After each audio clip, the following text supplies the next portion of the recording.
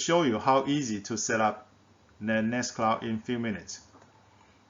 First, you just need to find the Ember Pro, which one you are going to install. For me, I got 5, so you need to find which one you're going to install and then launch Ember Pro. Then you can create a new container and you can name your container, Nextcloud for example. Then you can mount the folder you want to connect to Nextcloud. Then the system will download the image from Docker Hub directly. It takes only a few seconds.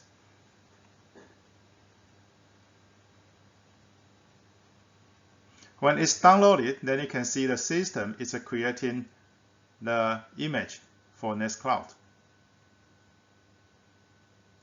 It takes about 1 minute to do so, so during this time you can check other settings from Ember OS.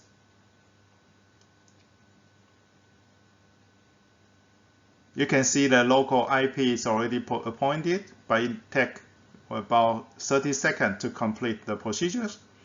So during this period, you can check the system, and also you can control which folder is connected to Nextcloud.